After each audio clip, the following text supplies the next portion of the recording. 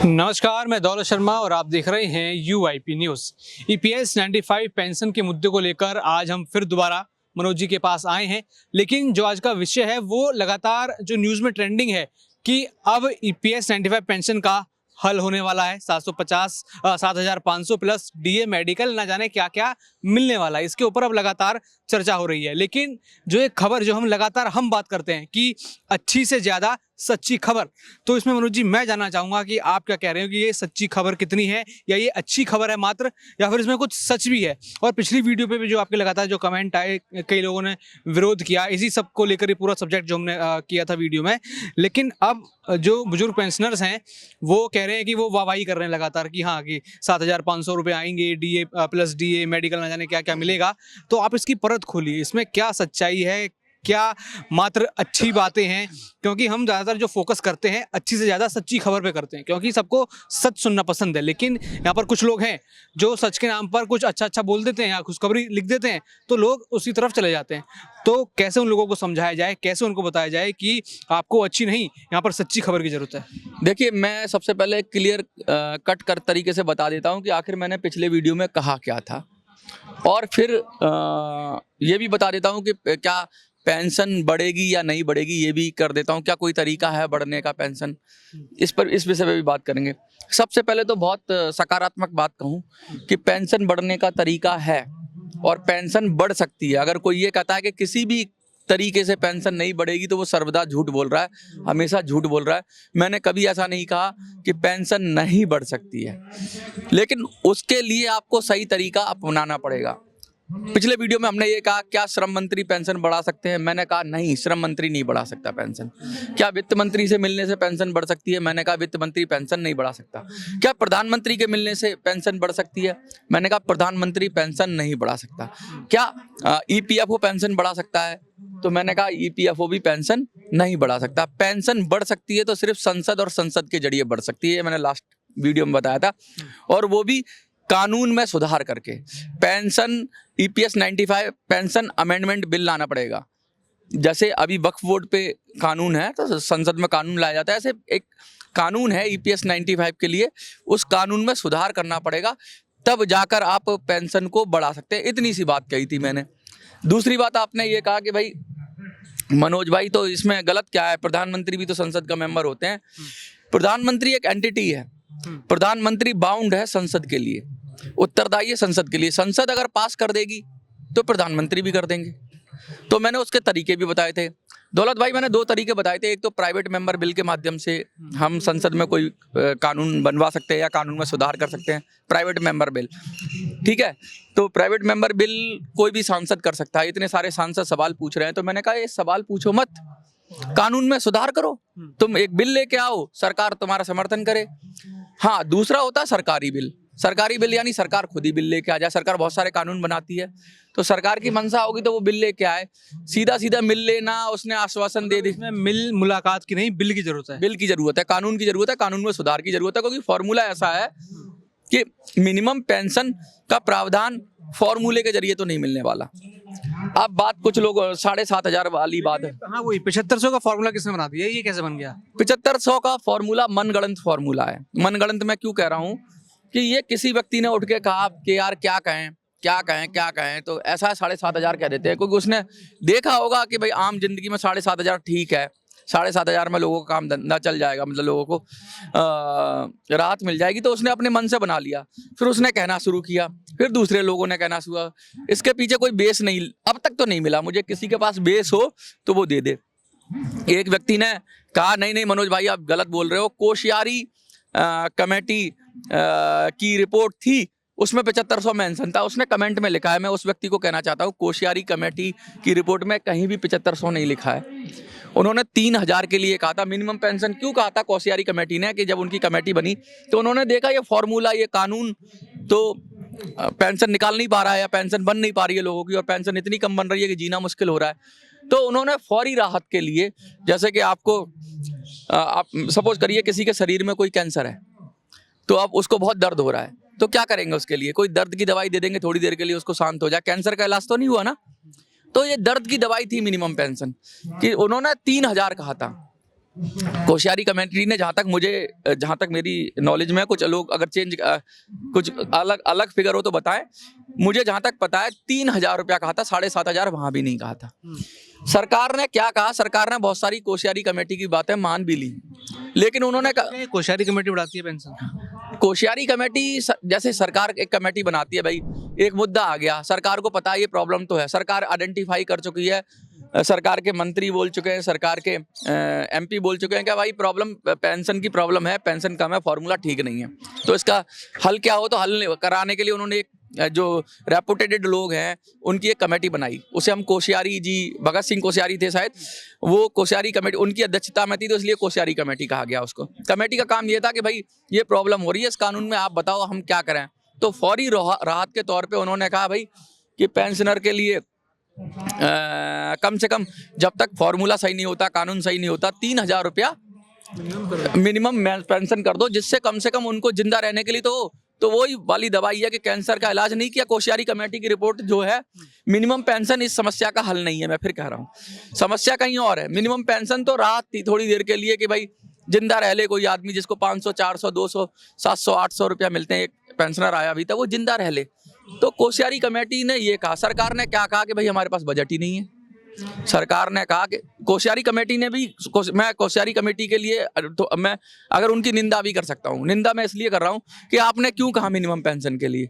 आपको जब काम मिला था तो आप ये देखते कि भाई फॉर्मूले में सुधार होना चाहिए, कानून, आपकी रिपोर्ट ये होनी चाहिए थी। आपने उल्टी रिपोर्ट दे दी। उल्टी रिपोर्ट का मतलब कि दर्द था कहीं और आपने काम चलाऊ दवाई दे दी। और सरकार भी क्या कहती है कि भाई हम क्यों दें, हमारे पास तो बजट ही नहीं है। सरकार के ऊपर बर्डन लाद दिया। कानून सही कर देते तो सरकार का बर्डन नहीं, लायबिलिटी हो जाती। अभी सरकार को लगता है ये तो बड़ा हल्की सी बात हो गई। हल्की सी बात कहने का मतलब ये है कि मेरी रिस्पॉन्सिबिलिटी फिक्स नहीं करी। अगर कानून में चेंज होता तो सरकार की जिम्मेवारी होती देने की। अब सरकार की जिम्मेवारी नहीं है। सरकार स्वेच्छा से चाहे तो दे, चाहे तो ना दे।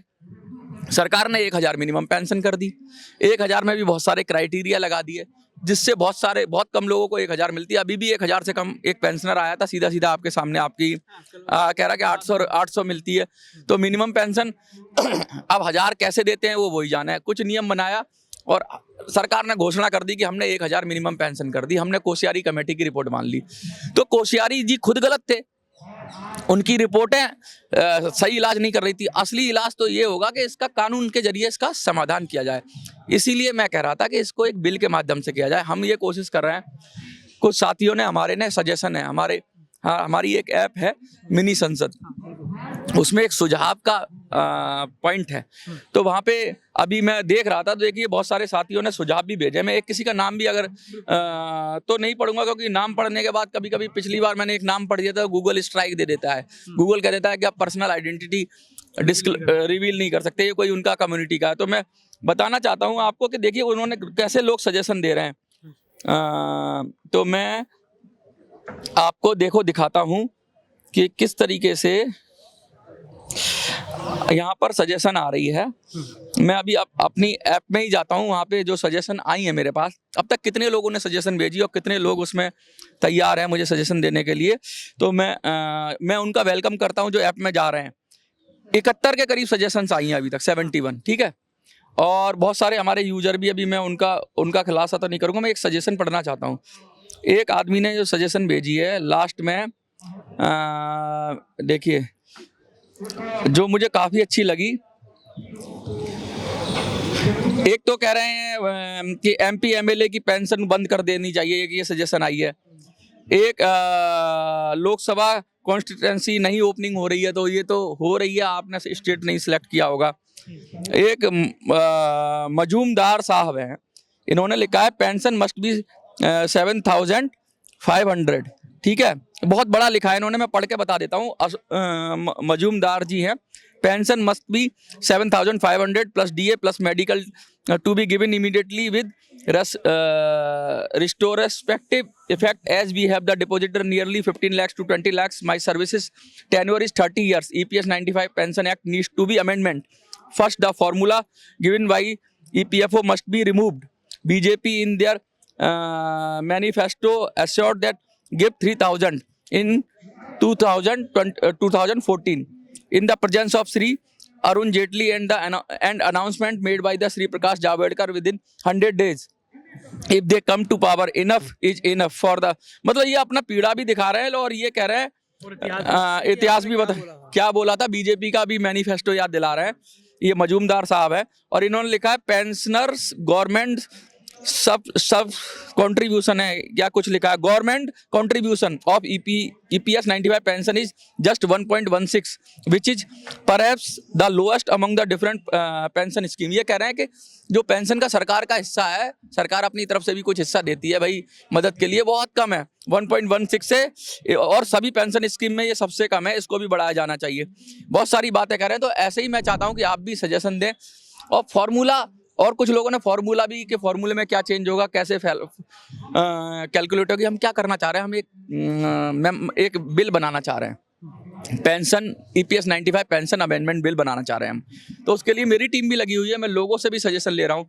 तो लोग जब तक ऐप में नहीं जाएंगे, उसके अंदर नहीं जाएंगे, अपनी बात नहीं रखेंगे, मुझे क्या पता चलेगा। क्या पता आप मुझे कोई ऐसा आइडिया दे दो जो क्लिक कर जाए और फिर मैं उसका बिल बना के, अपनी टीम के साथ बिल बना के, आपकी मदद से उस बिल को हम MPs के पास जाएंगे और MPs से कहेंगे भैया इस बिल को आप प्राइवेट मेंबर बिल के माध्यम से लोकसभा में या राज्यसभा में जहाँ के भी आप हो रखो, फिर सरकार का रुख देखते हैं। तो ये तो हो गया सही तरीका।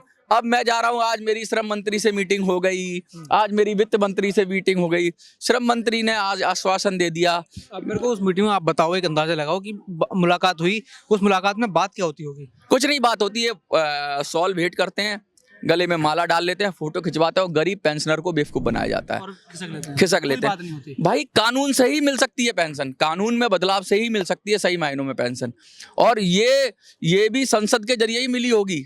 जो ये 1000 मिनिमम पेंशन है ना, ये भी संसद के जरिए मिली होगी। सरकार ने ऑर्डिनेंस कुछ कर दिया होगा अपना, उसको किसी ना किसी कानून के तहत उन्होंने मिनिमम पेंशन का प्रावधान करके दिया होगा। ऐसा थोड़ी ना सरकार के हाथ में खजाना, थोड़ी ना सरकार कुछ भी कहेगी, संसद को कुछ नहीं पता होगा। तो प्रधानमंत्री भी अल्टीमेटली संसद में आएंगे, कोई कानून लाएंगे, कोई नई चीज लाएंगे। देश कानून से चलता है, देश प्रधानमंत्री श्रम मंत्री की इच्छा शक्ति से और उससे नहीं चलता। उनको भी जाना पड़ता है, बहस होती है, चैलेंज होता है, दोनों पक्ष रख जाते हैं विपक्ष, फिर कानून पास होता है, वोटिंग होती है, तब जाके आपको आपका अधिकार मिलता है। रिलीफ के लिए थोड़ा बहुत दे दें, जैसे प्रधानमंत्री अलग अलग तरीके से, जैसे एक तो होता है बिल के माध्यम से रिलीफ देना, दूसरा होता है कुछ कैबिनेट पावर होती है अध्यादेश लाकर। तो अध्यादेश का भी एक समय पीरियड होता है, वो परमानेंट नहीं होता। मैं आपको टेक्निकल भाषा में बताऊं, अध्यादेश का मतलब है ऑर्डिनेंस। सरकार ने एक ऑर्डिनेंस लाया कि भाई हम 7500 पेंशन कर देंगे, सब सपोज करिए सरकार ने कहा, तो सरकार, लेकिन उसको फिर संसद से पास कराना पड़ेगा। संसद से 6 महीने में अध्यादेश को पास कराना पड़ेगा, कानून बनाना पड़ेगा कि भाई तुमने पैसा दिया, सरकार का पैसा कोई कैसे ही प्रधानमंत्री की मर्जी थोड़ी ना लुटा देगा। आपको सही तरीका जाना ही पड़ेगा, सही तरीके से जाना ही पड़ेगा। ये मैंने बात कही। लोग उम्मीद देते हैं कि भाई बजट में बढ़ जाएगी पेंशन, श्रम मंत्री बढ़ा देगा पेंशन, वित्त मंत्री बना देगा पेंशन, फलाना बढ़ा देगा पेंशन, ढिमका बढ़ा देगा पेंशन। कोई पेंशन नहीं बढ़ा सकता। पेंशन देश का कानून के जरिए बढ़ेगी और कानून में फॉर्मूले को हटाना पड़ेगा। कोश्यारी कमेटी की रिपोर्ट को छोड़ो, उसने कह दिया मिनिमम पेंशन दे दो। भैया क्यों ले मिनिमम पेंशन? अब हमें सर दर्द की दवाई नहीं चाहिए, अब हमें असली दवाई चाहिए जिससे वो बीमारी हटे। उस बीमारी की जो रोग जड़ है ना, वो फॉर्मूला है। मतलब इस तरह का बहाना और लारा नहीं चाहिए। हाँ, बस थोड़ी देर के लिए शांति मिल जाएगी। अब सपोज करो मिनिमम पेंशन अभी दे दिया आपको, मिनिमम पेंशन के बाद आज 7500 दे दी। 7500 मिनिमम पेंशन देने का मतलब है 1 लाख करोड़ के लगभग सरकार के ऊपर खर्चा साल का। शायद मेरा कुछ आंकड़ा गलत हो सकता है, लेकिन 1 लाख करोड़ बहुत होता है। 1 लाख करोड़ रुपया उतना भी नहीं जितने से पूरे देश में राशन बंटता है ना, उतना उससे भी ज्यादा हो रहा है या उसके समकक्ष होगा। तो 1 लाख करोड़ रुपया सरकार ऐसे दे देगी, कानून के जरिए ही देगी। थोड़ा सरकार तो थोड़ा सा देती है और ढिंडोरा पीटती है, हमने ये दे दिया, हमने ये दे दिया, किसान को दे दिया, उसको दे दिया। इतना बड़ा अमाउंट दे देगी सरकार, इतना आसान है क्या? 7500 रुपया कह के कोई मुंह उठा के कह रहा है 7500 मिल गया। तो ये तभी मिल सकता है किसी के मुंह उठाकर कहने से, किसी के जंतर मंतर पर प्रोटेस्ट करने से ये नहीं मिलेगा। कानून में बदलाव हो, और कानून में बदलाव कब होता है? या तो आपके एमपी कितने आपके सच्चे हैं, आपके साथ हैं, आपकी बात उठाते हैं। हमने सदन में जी आपकी बात उठा दी, ये है खानापुरी। जितने एमपी ये नाटक कर रहे हैं ना प्रश्न पूछने का, प्रश्न पूछ रहे हो तुम, उत्तर तुम्हें पता है तो बार बार प्रश्न क्यों पूछते हो? सरकार कह देगी जी मिनिमम पेंशन, हमने वही रिपीट ढर्रे पे वो जवाब देती रहती है। तुम ना बेवकूफ बनाते रहते हो जी, हमने तुम्हारी बात उठा दी। ये उसी बंदर की कहानी है कि उसका हिरन मित्र को शेर मार के खा गया और वो एक पेड़ से दूसरे पेड़ पे कूदता रहा और क्या चिल्लाता रहा कि हमने तो काम किया, हमने तो काम किया, हमने तो काम किया, मैंने तो शोर मचाया। अबे भाई तूने बचाया क्यों नहीं अपने हिरन को, साथी को? ये नेता, ये सब लोग ये वही कर रहे हैं कि लोगों को बेवकूफ़ बना रहे हैं, प्रदर्शन कर रहे हैं, धरना कर रहे हैं, सही राह पे कोई नहीं चल रहा। हमने कहा सही राह पे चलो, सही तरीके से चलो, और हम तो उसी राह में चल रहे हैं। आप कुछ लोगों ने कहा मिनी संसद की ऐप नहीं आ रही है प्ले स्टोर पे। मैंने डिस्क्रिप्शन में ऐप का लिंक दिया था, आप उस पर क्लिक करिए। आप कमेंट में लिखते हो तो मैं वहाँ भी लिंक भेज देता हूँ। आप प्ले स्टोर पे जाइए, मिनी MINI लिखिए, SANSAD संसद लिखिए, बीच में स्पेस नहीं लिखना है। सबसे टॉप पे जो आएगी ऐप जिसमें MS लिखा होगा वो हमारी ऐप है। आपको ऐप पे आना होगा, आपको सजेशन देनी होगी, आपको मुझे मजबूत करना होगा। जो लोग पढ़े लिखे हैं, जो लोग जागरूक हैं, जिन लोगों ने पेंशन के मुद्दे पे काम किया है, जो सच में कानून में सुधार करवाना चाहते हैं और कानून बनवाना चाहते हैं नया, उन लोगों को आना पड़ेगा, उनको ऐप इंस्टॉल करना पड़ेगा। मेरा काम नहीं है ये, मेरा काम है आप लोगों को जगाना और आप ही लोग मुझे गाइड करो। अब आपको ज़्यादा जानकारी है मुझसे, मैं एक आपकी आवाज़ बन गया हूँ, मैं आपको जोड़ने का काम बन गया हूँ, पूरे देश में आपकी चीज़ों को जोड़ रहा हूँ। तो इसका मेरा काम वो है, और मैं तो वहाँ दूर तक सोचा है, अगर ये सांसद करते हैं तो नहीं करते, वरना हम अपने सांसद भेजेंगे। हमने पॉलिटिकल पार्टी, राजनीतिक विकल्प की बात क्यों की कि भैया या तो ये सांसद कर दें, ये कानून में सुधार, वरना कानून में सुधार तो MP करता है, हम अपने MP भेज देंगे। वो चाहे बिहार चुनाव आए, चाहे कहीं आए, चाहे हम अपने विधायक भेज देंगे, हम अपने MP भेज देंगे। राज्य में है तो हम वृद्धा पेंशन के माध्यम से लोगों को कंपनसेट कराएंगे अपने MLA भेज के।